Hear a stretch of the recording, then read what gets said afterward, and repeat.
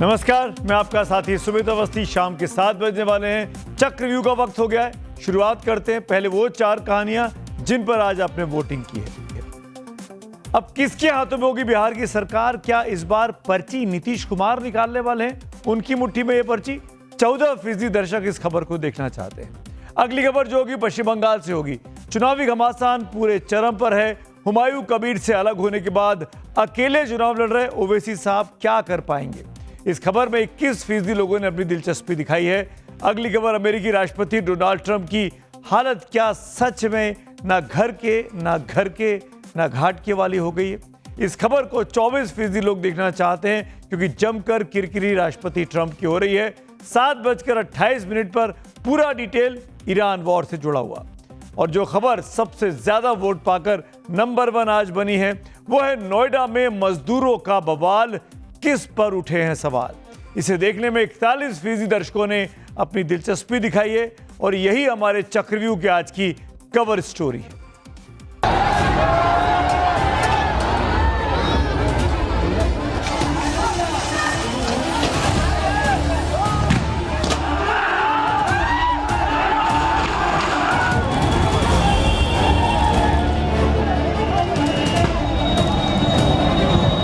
पूर्वक से ये लोग अपना धरना प्रदर्शन कर रहे थे। लाठीचार्ज यहाँ पे हुआ तब ये लोग अपना एक्शन उठाए। ओवर टाइम की बोले, प्रोडक्शन बराबर ले रहे हैं, ज्यादा कुछ बोल रहे हैं तो कहीं बोल रहे गेट पास ले लो, रिजाइन दे दो, चले जाओ। ये कोई मतलब है? हमें सिर्फ और सिर्फ सैलरी से मतलब है। हमारी 18 से 20 हजार सैलरी होनी चाहिए। उसमें हमारा खर्चा नहीं चल रहा है, हम रेंट पे रहते हैं। उसे मकान मालिक को देना या बिजली बिल देना या खाना या उसमें बचाना है। ये वो मजदूर हैं, ये वो श्रमिक हैं, ये वो लेबर हैं जो कि पूरे हिंदुस्तान की अर्थव्यवस्था को मजबूती से अपने कंधों पर उठा के चलते हैं। 1983 में एक फिल्म आई थी कुली। इस फिल्म में अमिताभ बच्चन का एक डायलॉग था जो कि बहुत मशहूर हुआ था। मजदूर का पसीना सूखने से पहले उसकी मजदूरी मिल जानी चाहिए। 43 साल बीत गए, फिल्में बदल गई, दुनिया बदल गई, लेकिन कहानी आज भी इन गरीब मजदूरों की वही की वही है, जिसका ट्रेलर आज दिल्ली से सटे नोएडा में देखने को मिला। वेतन वृद्धि, महंगाई और श्रम सुविधाओं जैसी मांगों को लेकर निजी कंपनियों के हजारों कर्मचारी सड़कों पर उतरे। वैसे तो नोएडा के इन कर्मचारियों का प्रदर्शन बीते 4-5 दिन से चल रहा था। इतने दिनों से श्रमिकों का यह विरोध शांतिपूर्ण चल रहा था। सोमवार सुबह अचानक ही हालात बिगड़ गए। ऐसा लगा जैसे स्थानीय पुलिस और खुफिया विभाग को कानों कान कोई खबर ही ना हो। श्रमिकों ने विरोध स्वरूप सड़क जाम की और पुलिस ने उनको हटाने के लिए बल प्रयोग करना शुरू कर दिया। इसके बाद ये निजी श्रमिक जो थे वो भड़क गए, पुलिस की तरफ पत्थरबाजी करने लगे और देखते ही देखते गुस्साई भीड़ ने पुलिस वाहन समेत कुछ गाड़ियों में आग लगा दी। कई जगह पर पुलिस को लाठीचार्ज करना पड़ा। कर्मचारियों का उग्र प्रदर्शन देखकर प्रशासन के हाथ पांव फूल गए।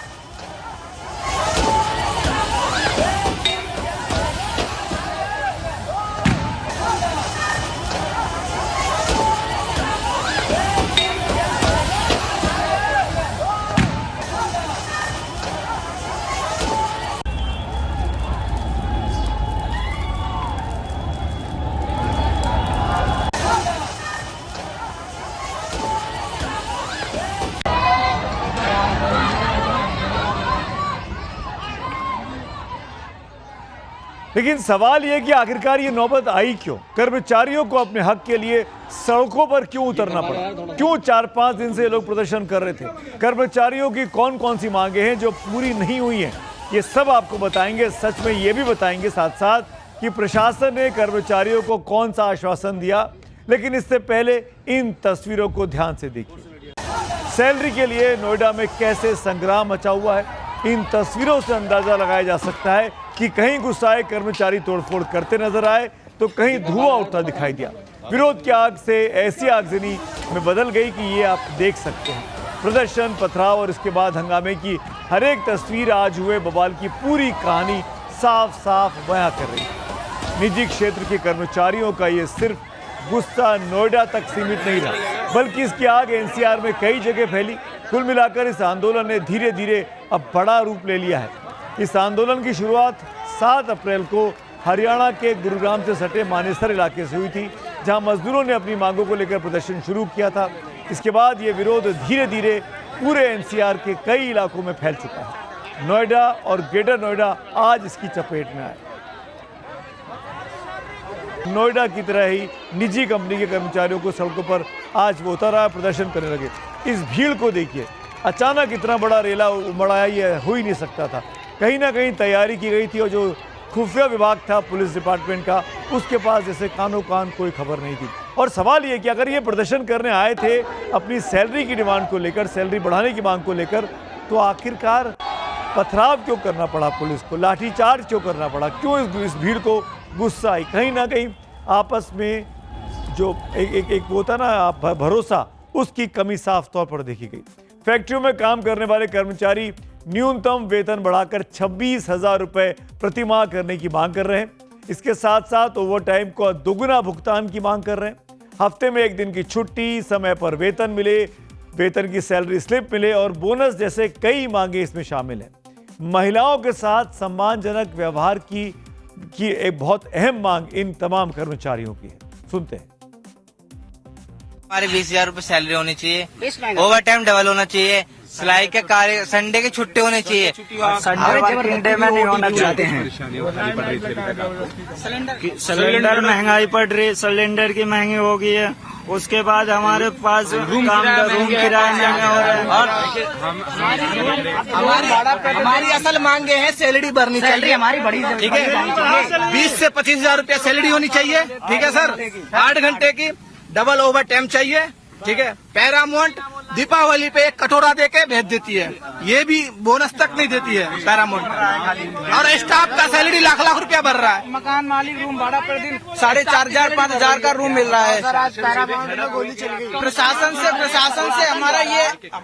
से हमारा ये कहना है कि कर्मचारियों की सहायता करें, जो मांगे हैं उन्हें सरकार तक पहुँचाएं। 12,000 रुपए में रूम रेंट कितना है यहाँ पे नोएडा में? 4,000, जैसे कोई नॉर्मल रूम नहीं है। बच्चों की पढ़ाई, ये पढ़ाई में सिंगल मदर हूँ, मैं कितना क्या करूँगी यहाँ पे। और दूसरी बात है, मतलब कोई परेशानी होती है तो ये 3 बजे का मतलब कोई गेट पास नहीं देते हैं। एक दिन मेरी तबीयत खराब, 12 बजे से मांगे मुझे 3 बजे इन्होंने भेजा। और इन कर्मचारियों के प्रदर्शन ने नोएडा, गाजियाबाद और दिल्ली की रफ्तार आज उस पर थाम दिया। लोग घंटों तक ट्रैफिक जाम में फंसे रहे। जगह जगह कई किलोमीटर लंबा ट्रैफिक जाम देखने को मिला। आज सप्ताह का पहला दिन भी था। अमूमन सोमवार के दिन ज्यादा भीड़ सड़कों पर होती है, खासकर ऑफिस आवर्स में, इसीलिए ये जाम कई किलोमीटर लंबा लगा रहा।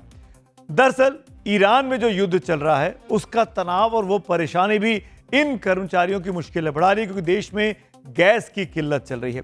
1 किलो रसोई गैस की कीमत इस वक्त 400-500 रुपए प्रति किलो तक मिल रही है। यह स्थिति दिल्ली एनसीआर की है। ऐसे में 11 से 12,000 रुपए कमाने वाले इन कर्मचारियों के लिए अपने परिवार को पालना बहुत ही मुश्किल भरा हो गया है। इन्हीं सवालों के बोझ तले मजदूर जो है, उनका सब्र आज जवाब दे गया और अब वो पिछले 2-3 दिनों से प्रदर्शन कर रहे थे, पिछले थर्सडे से। हालांकि प्रशासन ने कर्मचारियों को उनकी मांगे पूरा करने का आश्वासन दिया है। बीते 2 दिनों से नोएडा का प्रशासन उनसे बातचीत कर रहा है, भरोसा भी दिया गया। प्रशासन ने जो भरोसे दिए हैं, क्या क्या बातें कही जान लीजिए। श्रमिकों को ओवर टाइम का भुगतान दुगनी दर से किया जाएगा। हर श्रमिक को साप्ताहिक अवकाश दिया जाएगा। रविवार को काम करने पर दोगुना पेमेंट करना होगा। श्रमिकों के नियमानुसार बोनस का भुगतान 30 नवंबर तक उनके बैंक खातों में चला जाएगा, 30 महीने की तारीख तक। फैक्ट्रियों के बाहर सीसीटीवी कैमरे चालू हालात में रहेंगे। फैक्ट्रियों के बाहर शासन की गाइडलाइंस के नोटिस बोर्ड अनिवार्य रूप से लगाए जाएंगे। समस्याओं के समाधान के लिए कंट्रोल रूम बनाया जाएगा। हर फैक्ट्री में यौन उत्पीड़न रोकथाम के लिए समिति का गठित किया जाएगा। श्रमिकों का वेतन हर महीने की 10 तारीख के भीतर एक मुश्त इकट्ठा एक बार में दिया जाएगा। पार्ट पेमेंट्स नहीं होंगे। श्रमिकों को वेतन पर्ची अनिवार्य रूप से प्रदान की जाएगी, यानी सैलरी स्लिप मिलेगी। और शिकायत पेटी भी लगाई जाएगी, ताकि किसी मजदूर को कोई शिकायत है तो वो शिकायत कर सकता है। ये इंपॉर्टेंट बातें कही गई। सभी श्रमिक भाई बहनों से ये मेरी अपील है कि आप सब शांतिपूर्वक अपने अपने कार्यस्थल पर जाएं और कार्य करें। साथ में आपसे यह भी अपील है कि जिले का सौहार्द बनाए रखें व कानून व्यवस्था भी बनाए रखें। इसके साथ साथ आपसे यह भी अपील है कि किसी भी प्रकार की अफवाहों से प्रभावित नहीं हो। प्रशासन ने कर्मचारियों को आश्वासन देकर गुस्सा शांत कराने की कोशिश की। बीच बचाव का रास्ता सरकार करने की कोशिश कर रही है। लेबर लॉ के जानकार नीरज सिंह का क्या कहना है, ये भी आप सुन लीजिए। वेज कोड के तहत इन सारी चीजों को एक्नोडेट किया गया है, बट प्रॉब्लम हमारे यहाँ इम्प्लीमेंटेशन का है, लॉ का नहीं है। हमारे यहाँ प्रॉपर तरीके से इम्प्लीमेंटेशन नहीं होता है, और इम्प्लीमेंटेशन न होने की वजह से ही जो एम्प्लॉयर होता है अपनी मनमानी करते हैं। तो मुझे लगता है कि अगर इम्प्लीमेंटेशन पॉइंट पर हम फोकस करें तो हमारे यहाँ का जो वेज कोड है बहुत इफेक्टिव वेज कोड है। फैक्ट्रियों में काम करने वाले मजदूर अपना हक मांग रहे हैं, लेकिन नेताजी इसमें भी सियासी तड़का लगाते रहे। इस हड़ताल को लेकर यूपी में सियासत अब गर्मा गई है। अखिलेश यादव ने योगी आदित्यनाथ को घेरा है। आज जो नोएडा में आज देखने को मिला है, जहां तमाम गाड़ियां जला दी गई हैं और पुलिस को भी भागना पड़ गया वहां से। सुनने में आ रहा है कि पुलिस की गाड़ी भी पलटा दी गई है। बड़े पैमाने पे मजदूर अपनी मांग पहले से करते रहे हैं। पूरी जिम्मेदारी प्रशासन की है, सरकार की है, और सरकार की इसमें कमी ये है कि जब मजदूर अपनी मांग को लेकर के आए तो सरकार ने सुनवाई क्यों नहीं की। कोर्ट से लेकर के या अन्य प्रदेशों में भी मजदूरों का जब वेतन बढ़ गया, मजदूरों को राहत दी इस महंगाई में, तो उत्तर प्रदेश की सरकार पीछे क्यों? नोएडा में मजदूरों के हिंसक प्रदर्शन के बाद एक्शन में योगी सरकार आई है। उच्च स्तरीय समिति गठित करने के आदेश दिए गए हैं। टीम जांच के लिए नोएडा पहुंच भी गई है। हालांकि आश्चर्य की बात है कि इस टीम जो बनाई गई है इस प्रशासन के द्वारा, सरकार के द्वारा, इसमें नोएडा का कोई भी प्रशासनिक अधिकारी शामिल नहीं किया गया है। योगी ने कहा है कि मजदूरों को भड़काने और विकास की राह में रोड़ा बनने वालों पर सख्त कार्रवाई भी की जाएगी। मैं अपील करूंगा सभी औद्योगिक इकाइयों में कार्यरत कार्मिकों से और औद्योगिक इकाइयों में कार्यरत श्रमिकों से भी, याद करिए ये डबल इंजन की सरकार आपके साथ कैसे खड़ी होती है। कोरोना कालखंड में आपने देखा होगा, जब कोरोना की परवाह के बगैर हमारी सरकार ने कार्मिकों को सबके लिए अपनी गाड़ियां उपलब्ध करवाई, उनको क्वारंटीन सेंटर में रखवाने की व्यवस्था की, उनके लिए सभी प्रकार की फ्री सुविधा उपलब्ध करवा करके उनको उनके घरों तक पहुंचाने का काम किया। श्रमिक जो अपना घर चलाने के लिए मेहनत कर रहा है, वो मजबूरी में सड़कों पे आता है। जरूर उसको उसके पास इतना समय नहीं कि वो बेमतलब के लिए सड़कों पे आ जाए। मुख्यमंत्री जी ने 24 घंटे का समय दिया, उस समय अवधि में पूरा नहीं हुआ। किस तरह की परिस्थितियां रही, पुलिस ने किस तरह कार्रवाई की, उनके घरों के क्या हालात हैं, वो क्या महसूस कर रहे हैं, इन सब चीजों को ध्यान में रखते मैं कहूंगा कि मुख्यमंत्री जी को उनकी मांग माननी चाहिए।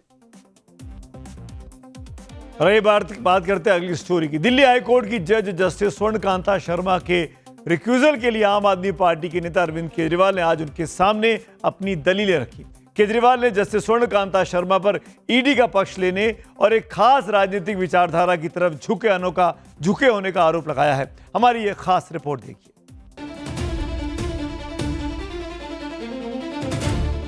दिल्ली के पूर्व मुख्यमंत्री अरविंद केजरीवाल शराब नीति के मामले में आज फिर अपना मुकदमा खुद लड़ने के लिए दिल्ली हाईकोर्ट में हाजिर हुए। दरअसल केजरीवाल नहीं चाहते हैं कि जस्टिस स्वर्णकांता शर्मा उनके मामलों की सुनवाई करे। लंबी जिरह के दौरान केजरीवाल ने जस्टिस स्वर्णकांता शर्मा के कई तीखे सवालों के जवाब खुद दिए। केजरीवाल ने वो कारण भी गिनाए कि वो क्यों जस्टिस स्वर्णकांता शर्मा की अदालत को शक की निगाह से देख रहे हैं। केजरीवाल ने जज साहिबा पर सीधे आरोप लगाए कि जस्टिस स्वर्णकांता शर्मा ने ईडी के प्रति उदारता दिखाई। हाईकोर्ट ने ट्रायल कोर्ट की ईडी के खिलाफ की गई टिप्पणियों पर रोक लगा दी, जबकि ईडी इस मामले में पक्षकार भी नहीं थी। हाईकोर्ट ईडी के प्रति काफी उदार रहा, क्योंकि उनकी ओर से कोई औपचारिक प्रार्थना किए बिना ही इस कोर्ट ने आदेश पारित कर दिया। केजरीवाल इतने पर ही नहीं रुके, उन्होंने आगे कहा कि इस कोर्ट द्वारा इस्तेमाल की गई भाषा भी पक्षपात का संकेत देती है। इस कोर्ट के पास एमपी एमएलए मामलों का रोस्टर 5 जनवरी को आया था। उसके बाद हमने रिवीजन याचिकाओं का विश्लेषण किया है। कोई और मामला इतनी तेजी से नहीं चल रहा है। ऐसा इसलिए हो रहा है क्योंकि हमारे ये दोनों मामले मौजूदा सरकार के सबसे प्रमुख राजनीतिक विरोधियों से जुड़े हैं। इस पर जस्टिस स्वर्णकांता शर्मा ने पूछा, तो आप राजनीतिक पक्षपात का आरोप लगा रहे हैं? इस पर केजरीवाल ने कहा कि जिस तरीके से हमारे जवाब दाखिल करने के अधिकार को बंद कर दिया गया, इससे ये लगता है कि इस केस में निष्पक्ष सुनवाई नहीं हो पाएगी। बात तब और गंभीर हो गई जब केजरीवाल ने कहा कि आरएसएस बीजेपी की विचारधारा से जुड़े कार्यक्रम में जज साहिबा 4 बार गईं, क्या मुझे न्याय मिलेगा? अधिवक्ता परिषद, जो कि आरएसएस और बीजेपी का वैचारिक संगठन है, उनके कार्यक्रमों में आप 4 बार शामिल हुई हैं। हम उनकी विचारधारा के बिल्कुल खिलाफ हैं। आपके खास विचारधारा से जुड़े कार्यक्रम में 4 बार जाने से मेरे मन में ये आ रहा है कि क्या मुझे न्याय मिल पाएगा? इस पर जस्टिस स्वर्णकांता शर्मा ने केजरीवाल से पूछा कि जब मैं उस कार्यक्रम में गई थी तो क्या मैंने वहाँ विचारधारा से जुड़ा या राजनीतिक विचारधारा से जुड़ा कोई भाषण दिया? इस पर केजरीवाल ने जवाब दिया कि एक विचारधारा से जुड़े कार्यक्रम में जाने से ही मेरे मन में शंका पैदा हो रही है। अपनी बात को आगे बढ़ाते हुए केजरीवाल ने गृह मंत्री अमित शाह के एक बयान का हवाला दिया। केजरीवाल ने कहा, गृह मंत्री ने कहा था कि केजरीवाल को हाईकोर्ट से न्याय नहीं मिलेगा और उन्हें सुप्रीम कोर्ट जाना ही पड़ेगा।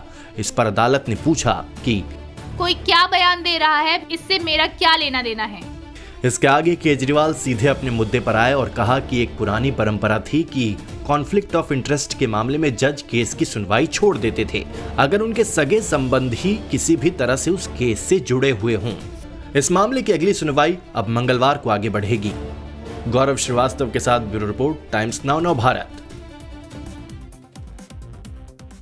और अब बात बंगाल चुनावों की। बाबरी बनाने वाले हुमायूं कबीर से गठबंधन तोड़ने के बाद आज एआईएमआईएम मुखिया असदुद्दीन ओवैसी पश्चिम बंगाल में थे। आज उन्होंने मुर्शिदाबाद के रघुनाथगंज और कांदी में जनसभाएं की। दोनों ही जनसभाओं को संबोधित करते हुए ओवैसी ने बंगाल के मुसलमान वोटरों को सीधा सीधा संदेश दिया। कल तक आपके पास विकल्प नहीं था, लेकिन अब आपके पास ओवैसी है। एक वीडियो आया तो मैंने कहा बंगाल के मुसलमानों का सौदा मजलिस बर्दाश्त नहीं कर सकती।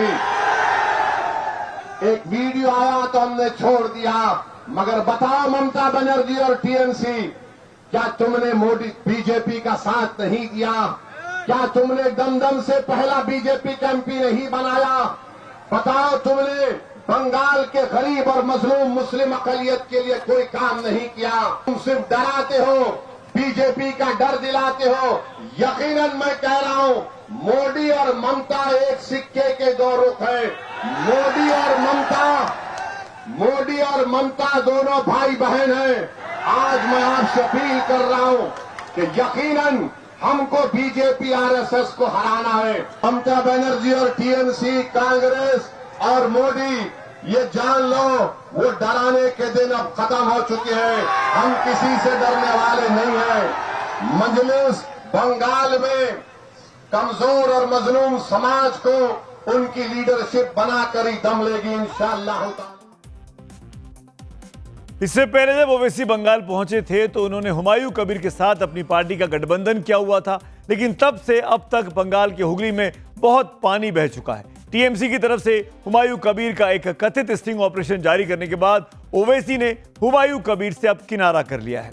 अब अकेले बंगाल चुनावों में ताल ठोक रहे हैं, 10 सीटों पर जीत के लिए वोट मांग रहे हैं। आज की रैली में ओवैसी के टारगेट पर ममता बनर्जी से लेकर टीएमसी और कांग्रेस से लेकर हुमायूं कबीर तक सभी रहे। बंगाल के मुस्लिम वोटरों को अपने पाले में लाने के लिए ओवैसी ने कई जुबानी तीर एक साथ दागे।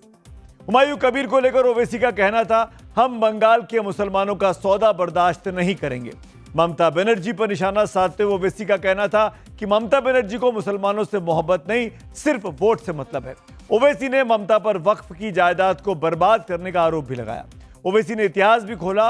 उन्होंने पंडित नेहरू के समय बंगाल में मुसलमानों को नोटिस दिए जाने का जिक्र किया, तो गुजरात दंगों के दौरान ममता की चुप्पी पर सवाल भी उठाए। इतना ही नहीं, मंच से ओवैसी ने यह भी कहा कि अगर बंगाल में बीजेपी का जनाधार बढ़ रहा है तो उसके लिए टीएमसी जिम्मेदार है। यानी ओवैसी बंगाल के मुसलमान वोटरों को साधने की कोशिश में पूरी ताकत झोर रहे हैं। लेकिन बड़ा सवाल है कि क्या ओवैसी बंगाल में मुस्लिम वोट को कंसोलिडेट कर पाएंगे, या फिर उन पर जो वोट कटवा के आरोप लगते हैं वो बंगाल में भी लगेंगे? क्योंकि ममता बनर्जी पर सीधा हमला, नरेंद्र मोदी पर भी मंच से तीखा वार, और सबसे बड़ा फैसला हुमायूं कबीर से गठबंधन को तोड़ना, क्या इसी रणनीति का हिस्सा है? तो वहीं ओवैसी को अब भी बड़ा भाई कहने वाले हुमायूं कबीर का कहना है कि आगे बढ़ने से पहले क्या कहा हुमायूं कबीर ने ओवैसी के बारे में, वो भी आप सुन लीजिए।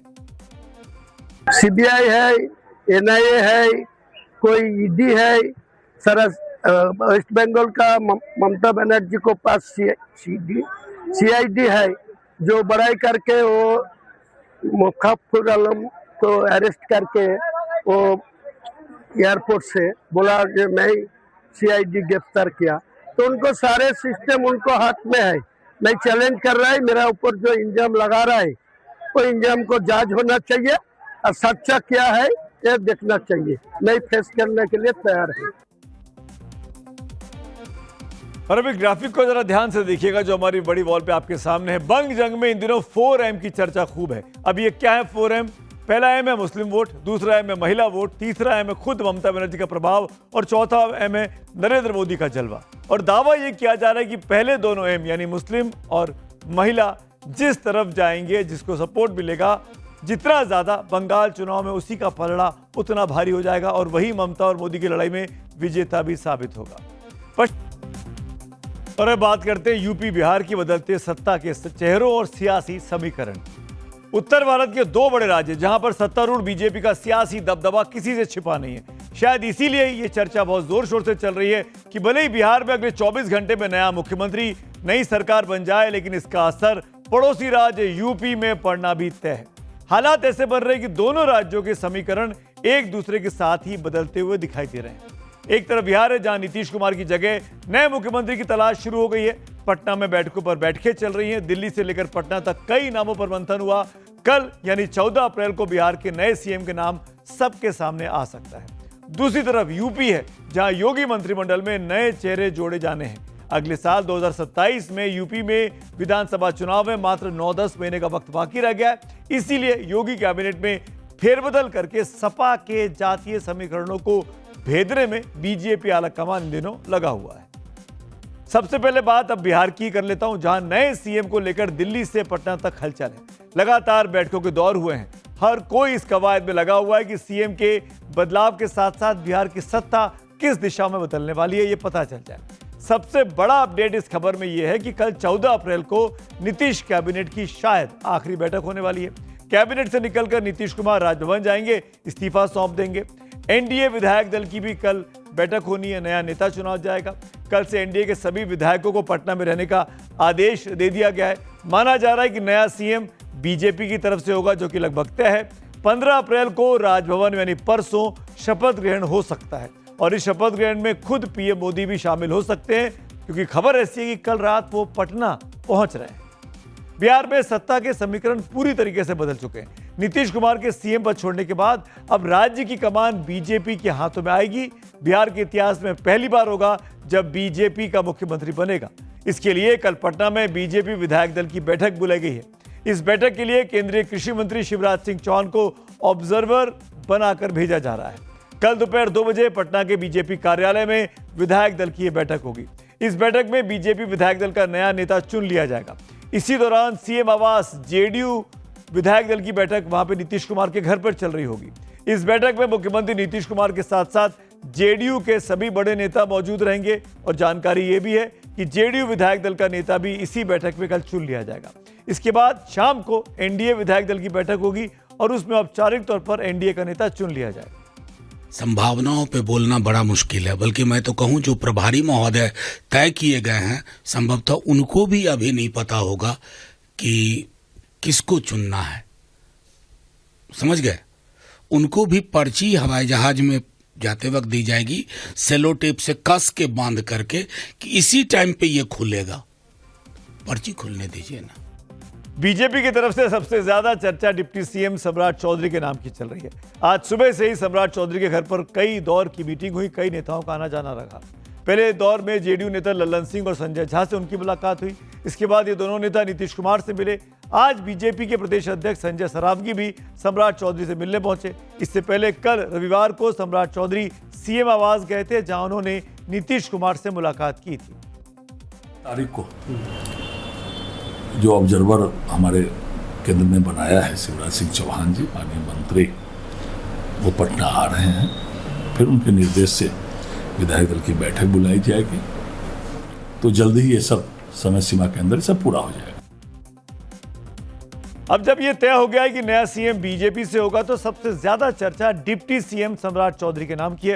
हालांकि बीजेपी में सीएम के नाम का पूर्वानुमान लगाना आसान काम नहीं होता। ऐसा भी माना जा रहा है कि बिहार के जरिए बीजेपी अपने परंपरागत सवर्ण वोटर की नाराजगी भी दूर कर सकती है। पिछले दिनों यूजीसी एक्ट को लेकर पूरे देश में सवर्ण समाज में नाराजगी देखी गई थी। इसे लेकर देश भर में विरोध प्रदर्शन भी हुए। इस एक्ट को लेकर बीजेपी को बैकफुट पर आना पड़ा था। दूसरी तरफ बिहार विधानसभा 2025 के चुनाव में एनडीए को 202 विधानसभा सीटों पर जीत दिलाने में सवर्ण विधायकों का भी बड़ा हाथ रहा है। बिहार विधानसभा में सवर्ण समाज से 69 विधायक निर्वाचित हुए हैं। इनमें सबसे बड़ी हिस्सेदारी राजपूत समुदाय की है। इस जाति से 32 विधायक बने, भूमिहार जाति से 23 विधायक हैं, ब्राह्मण जाति से 12 हैं और कायस्थ से 2 विधायक बने हैं। इसका दूसरा पहलू यह भी है कि पिछले 36 साल से बिहार में कोई सवर्ण समाज से सीएम नहीं बना है। जिस तरह बिहार के सीएम को लेकर पटना से दिल्ली तक हलचल है, उसी तरह योगी कैबिनेट में नए मंत्रियों को लेकर लखनऊ से दिल्ली तक सरगर्मी तेज है। कल लखनऊ के भाजपा मुख्यालय में कई बड़े नेताओं की मैराथन बैठकें हुई थी। इसमें भाजपा के राष्ट्रीय महासचिव विनोद तावड़े ने प्रदेश अध्यक्ष पंकज चौधरी और डिप्टी सीएम ब्रजेश पाठक के साथ बंद कमरे में चर्चा की थी। इन बैठकों की गंभीरता का अंदाजा इस बात से लगाया जा सकता है कि लखनऊ में मीटिंग खत्म होते ही प्रदेश अध्यक्ष पंकज चौधरी अचानक दिल्ली के लिए रवाना हो गए और केंद्रीय गृह मंत्री अमित शाह से उनकी मुलाकात हुई। यूपी सरकार में फिलहाल मंत्रियों की कुल संख्या 54 है, जबकि नियम के अनुसार यह संख्या 60 तक हो सकती है, यानी अभी 6 मंत्री पद खाली हैं। सबसे ज्यादा चर्चा उन 2 समाजवादी विधायकों की है जिन्होंने 2024 में राज्यसभा चुनाव में सपा के से क्रॉस वोटिंग की थी। माना जा रहा है कि इनमें से 2 को मंत्री बनाया जा सकता है। इसके अलावा पश्चिमी उत्तर प्रदेश पर जोर देने की बात भी हो रही है। वर्तमान में मुख्यमंत्री, एक उप मुख्यमंत्री और प्रदेश अध्यक्ष तीनों ही पूर्वी उत्तर प्रदेश से आते हैं। ऐसे में मंत्रियों के साथ साथ प्रदेश में करीब 3 दर्जन आयोग, निगम और बोर्ड्स के अध्यक्ष के पद भी खाली हैं। और अब बात करते हैं आज की वॉर स्टोरी की कि आखिरकार ईरान में क्या चल रहा है। इस्लामाबाद में अमेरिका और ईरान के बीच टॉक्स फेल होने के झटके के साथ अमेरिकी राष्ट्रपति डोनाल्ड ट्रंप अभी उबर भी नहीं पाए थे कि यूरोप के हंगरी से भी कैसी खबर आई है जिससे ट्रंप की निजी हार माना जा रहा है। ऐसा लग रहा है कि राष्ट्रपति ट्रंप के दिन अच्छे नहीं चल रहे हैं।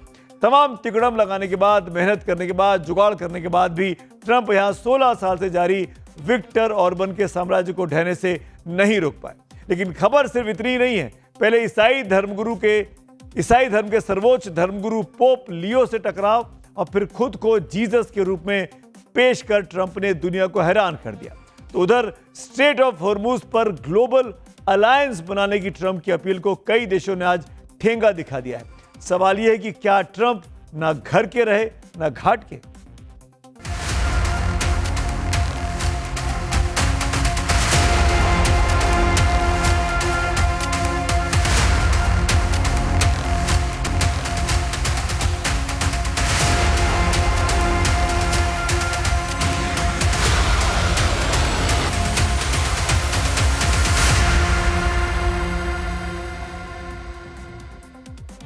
आज जियोपॉलिटिक्स में एक ऐसी तस्वीर सामने आई है जिसे देखकर दुनिया हैरान भी है और परेशान भी है। अमेरिका के राष्ट्रपति डोनाल्ड ट्रंप ने खुद को ईसा मसीह के रूप में पेश कर दिया। जी हां, आपने सही सुना, ट्रंप ने अपने सोशल मीडिया प्लेटफॉर्म पर आर्टिफिशियल इंटेलिजेंस से बनाई गई इस तस्वीर को पोस्ट किया है। इसमें ट्रंप खुद को प्रभु जीसस की तरह दिखाते हुए और चमत्कार करते हुए दिख रहे हैं। इस एआई इमेज में ट्रंप लंबे चौड़े चोगा पहना हुआ है, एक बीमार आदमी पर अपना हाथ रखते हुए दिखाई दे रहे हैं। बैकग्राउंड में अमेरिकी झंडा है, स्टैच्यू ऑफ लिबर्टी भी दिखाई दे रही है। खुद को गॉडमैन की तरह बताने वाले ट्रंप इस पोस्ट से पहले पोप लियो की आलोचना भी कर चुके हैं। वो पोप जो दुनिया के ईसाइयों के लिए सबसे बड़े धर्मगुरु हैं। पश्चिम एशिया में जारी संघर्ष पर पोप लियो ने बातचीत और शांति की बात की थी, यानी ट्रंप के विपरीत लाइन ली थी। आपको बता दूं, इस बार जो पोप बने हैं वो अमेरिकन ही हैं, उनकी नागरिकता अमेरिकन है। इससे ट्रंप इतने बिफरे कि उन्होंने यहां तक कह दिया कि उन्हें ऐसा पोप नहीं चाहिए जो ये सोचे कि ईरान के पास परमाणु हथियार होना ठीक है।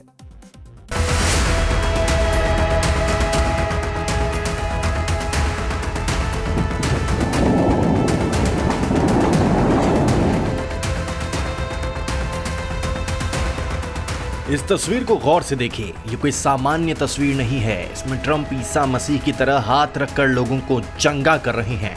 लेकिन बैकग्राउंड में देखिए, अमेरिकी फाइटर जेट्स उड़ रहे हैं। एंजल्स के साथ साथ देशभक्ति के सिंबल है। ट्रंप खुद को केवल एक पॉलिटिकल लीडर नहीं बल्कि ईश्वरीय मिशन पर निकले एक मसीहा के तौर पर देख रहे हैं। सवाल इस तस्वीर की टाइमिंग पर भी उठ रहे हैं। ईसाई धर्म के सर्वोच्च धर्म गुरु पोप लियो पिछले कई दिनों से ट्रंप से जंग रोकने की अपील कर रहे हैं। हाल ही में जब ट्रंप ने ईरान की सभ्यता खत्म करने की धमकी दी थी, तब भी पोप ने उनकी आलोचना की थी और इसे नामंजूर बताया था। पहले सोशल मीडिया पोस्ट पर पोप को अपराध और विदेश नीति के लिहाज से बेहद कमजोर बताया। ट्रंप ने दावा किया कि पोप बनने के लिए लियो का नाम किसी लिस्ट में नहीं था और चर्च ने उन्हें केवल इसलिए पोप बनाया क्योंकि वे एक अमेरिकी थे। ट्रंप ने यहां तक कह दिया कि अगर वे व्हाइट हाउस में नहीं होते तो लियो वेटिकन में नहीं होते। ट्रंप का हर कदम एक नया बवंडर खड़ा करता है। पोप को चुनौती देना और खुद को मसीहा के रूप में दिखाना यह जाहिर करता है कि ट्रंप की राजनीति अब किसी सीमा को नहीं मानती। इतिहास गवाह है, जब जब राजनीति और धर्म का घालमेल हुआ है तब तब विवादों ने जन्म लिया है। अमेरिकी राष्ट्रपति डोनाल्ड ट्रंप को आज एक बड़ा झटका यूरोप के देश हंगरी की तरफ से उसकी जनता ने दिया है। बुडापेस्ट की सड़कों पर अब जो तस्वीर आप देखेंगे, ये जश्न ट्रंप के लिए किसी डरावने सपने से कम नहीं है। लेकिन जब चुनाव के नतीजे सामने आए तो पिछले 16 सालों से चले आ रहे विक्टर ऑर्बन का किला ढह गया। हंगरी में जश्न जारी है तो वहीं अटलांटिक के उस पार वॉशिंगटन डीसी में सन्नाटा पसरा है। सवाल है आखिर क्यों ऑर्बन की हार ट्रंप की अपनी निजी हार बन चुकी है। दरअसल विक्टर ऑर्बन और उनका इलिबरल डेमोक्रेसी का मॉडल, इलिबरल एक लैटिन शब्द है। इलिबरल डेमोक्रेसी में चुनाव होते हैं, लोग वोट भी डालते हैं, लेकिन चुनाव की स्वतंत्रता और निष्पक्षता सवालों के घेरे में रहती है। हंगरी का इलिबरल डेमोक्रेसी ट्रंप और उनके समर्थकों के लिए दुनिया भर में एक ब्लूप्रिंट की तरह था।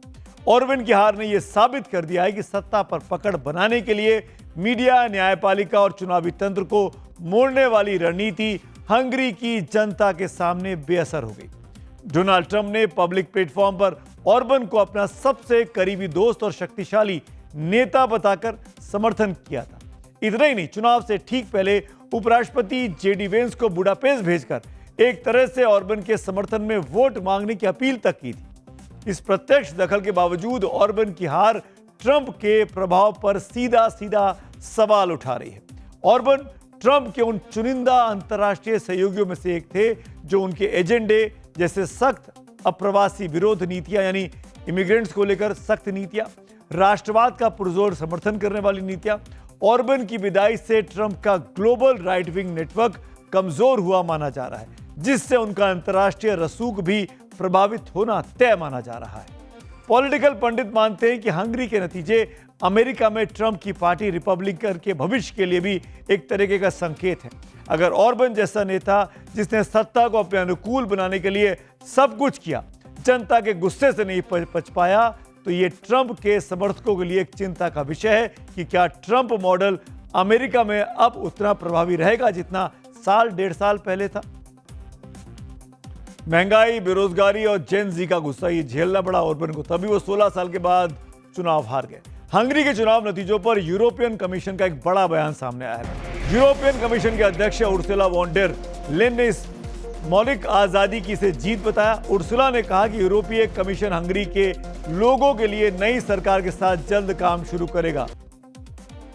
ट्रंप के खिलाफ आवाज अब अमेरिका से भी उठ रही है। टकर कार्लसन एक पत्रकार हैं, बड़े मशहूर, जो डोनाल्ड ट्रंप के करीबी माने जाते रहे। मेक अमेरिका ग्रेट अगेन की मूवमेंट के बड़े समर्थक वो ट्रंप के थे, लेकिन आजकल ट्रंप के साथ टकराव चल रहा है। ट्रंप एक तरीके से इजरायली पीएम नेतन्याहू के गुलाम बन गए हैं, ये कहना है टकर कार्लसन का। नेतन्याहू कहते हैं कि ट्रंप वही करते हैं, ये साफ साफ इल्जाम लगा रहे हैं टकर कार्लसन। और एक और बड़ी खबर आ रही है इस वक्त ईरान युद्ध से जुड़ी हुई। अमेरिका के सबसे भरोसेमंद सहयोगी ब्रिटेन ने स्ट्रेट ऑफ हॉर्मुज पर ट्रंप को रेड सिग्नल दिखा दिया है, मना कर दिया है। ब्रिटिश पीएम कीर स्टारमर ने कहा कि चाहे कितना भी दबाव हो, ब्रिटेन हॉर्मुज की नाकेबंदी में अमेरिका का साथ नहीं देगा। ट्रंप जबकि बार बार इस बारे में पैरोकारी कर रहे हैं। जाहिर से स्ट्रेट ऑफ हॉर्मुज को लेकर ट्रंप को लगातार झटके लग रहे हैं। हॉर्मुज को लेकर ट्रंप के ग्लोबल अलायंस के इन्विटेशन का क्या हश्र हुआ है, वो भी जरा आप देख लीजिए।